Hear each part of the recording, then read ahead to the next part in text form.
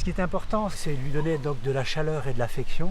Et par l'intermédiaire du contact de votre jambe, le chien sent la chaleur de votre corps. Et parce qu'il n'y a pas si longtemps que ça, il était avec ses frères et sœurs en train de téter sa maman.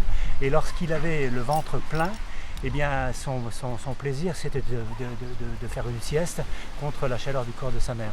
Et en fait, c'est une façon de ne pas couper le cordon ombilical, de continuer à le faire dans tout le courant de la formation, de l'éducation.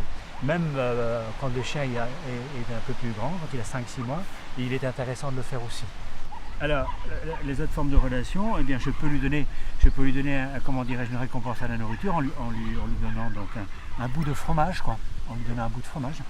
Des caresses et l'intonation de la voix.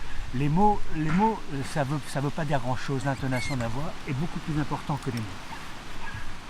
Comme par exemple, si je demande à mon petit chien « assis », c'est pas pareil que si je lui disais « assis ». Parce que donc dans le premier cas, assieds-toi s'il te plaît. Dans le deuxième cas, eh bien, assieds-toi au nom de Dieu. Excusez-moi l'expression. Mais répéter 100, 200, 300 fois, ou même 1000 fois, on n'a pas les mêmes relations entre le chien et l'homme.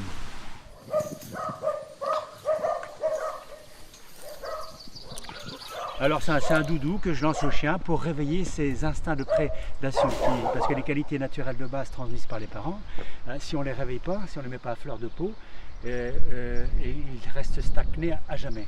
Bébé! Hop! Alors, le but c'est pas le résultat, c'est la participation. Là le petit chien, eh ben dis bébé, je lui demande de participer dans tous les domaines. Il faut que ça dure quelques minutes, 3-4 minutes. Et par exemple, le faire 2 ou 3 fois à chaque fois, mais pas plus. On peut le faire avec une vieille chaussette, un bout de tissu, qui a un petit peu votre odeur à l'intérieur.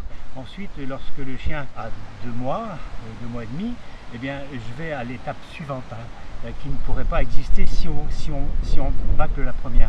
L'étape suivante, c'est le réveil d'instinct d'arrêt.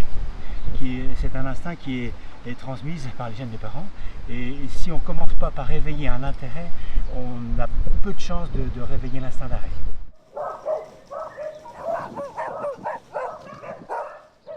On fait un réveil d'instinct d'arrêt qui ne peut pas donc se produire si préalablement on n'a pas fait le réveil d'instinct de prédation. Alors je me sers d'une canne à pêche, et au bout du fil il y a les plumes de perdrix, ou vous pouvez mettre des plumes de pigeon, vous pouvez le faire n'importe où dans votre cour, même à l'intérieur d'une pièce dans la maison. C'est utile de le faire, excusez-moi pour les chiens d'arrêt.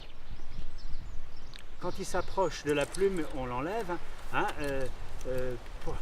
Pour que donc, la plume ait le comportement d'un oiseau qui s'échappe si le chien veut l'attraper. Alors on commence à 1 mois et demi à le faire, et souvent je me sers de l'entrain, de toute la portée des frères et sœurs qui vont mettre le chien en éveil et en confiance. Ils vont se disputer donc la plume, parce qu'il n'y a qu'une plume pour 5 ou 6 chiots, donc chacun voudra récupérer la plume comme si c'était un nounours. Jusqu'à 2 mois et demi, je continue à le faire, et après j'enchaîne en lâchant du gibier, des ailés dans les bois pour réveiller leurs facultés olfactives. Donc c'est une marge de progression régulière, quoi. Pour le rapport à l'eau, il faut que le chien ait une envie de participer au jeu, à l'épreuve. Et l'envie, toujours, la base, le premier étage du château de cartes, c'est réveiller l'instinct de prédation. Donc d'abord, il faut lui porter un intérêt sur la portable qui va être lancée. Il est intéressant d'accrocher la portable flottant à une corde qui aura la sécurité de ramener le chien et de le remettre à plat pour bien le faire flotter. Et après, quand il prend confiance en lui, eh bien, le chien apprend à nager naturellement et n'a plus peur d'aller dans l'eau, parce qu'il a comme sécurité, eh bien, la portable flottant, et qui va être tirée par la corde si ça se passe moins bien. Alors donc il faut l'exercer progressivement, grignoter du terrain si on veut, de plus en plus loin. Il est intéressant de lui donner une récompense à la nourriture aussi, parce qu'il faut lui donner de la chaleur et de l'affection. Et le chien est mis en confiance et là on peut aller plus loin hein, parce que ça s'est bien passé, il n'a pas paniqué. Ah, il marche sur la corde, vous voyez là, il s'est redressé là. Et là il se remet à plat, il nage mieux. Mais à un moment donné, il a fait l'hippocampe et c'est le problème. C'est le problème. Alors il faut savoir bien jouer de la corde. Là, malheureusement, il n'a pas pu tirer sur la corde parce qu'il ne lui prenait ses pattes d'appui. Plus le chien est jeune, moins il paniquera. Tu peux faire un petit peu plus loin peut-être? Là, ça y est, maintenant, il est en confiance, il nage là. Il nagera toute sa vie. Et il est pris au jeu. Hein. Alors c'est une chose peut-être qu'il ne faut pas faire pendant 1 heure, hein, parce qu'on le fatigue. Hein.